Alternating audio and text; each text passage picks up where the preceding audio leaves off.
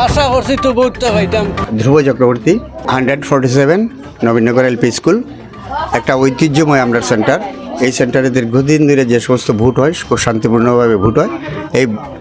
এই ভোট সেন্টারে আমরা 1250 টোটাল ভোটে, যদিও ভোটের সংখ্যা বেশি, এখন পর্যন্ত প্রায় 60% ভোট আমরা কাস্ট হয়ে গেছে। সব দলই শান্তিপূর্ণভাবে এখানে ভোট দিয়েছে। কোনো ধরনের কোনো উত্তেজনা এই সেন্টারে আমরা কোনো দিনই হয় নাই, আর এবারও হইবে না। খুব সুন্দর সুষ্ঠুভাবে চলছে আমাদের নবীনগর ভোট সেন্টারে।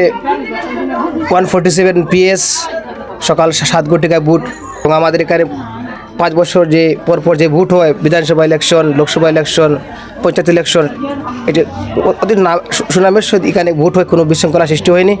আপনাদের এখানে ইভিএম প্রথমত আধা ঘন্টা একটু অল্প স্লো হয়েছিল, তারপর ওনারা সেক্টর অফিসারকে ফোন করেছেন, ওনার ডিপার্টমেন্ট থেকে মানুষ এসেছে, ওরা ঠিক করে দিয়েছে, রিপ্লেস করার কোনো অসুবিধার সম্মুখীন হয়নি।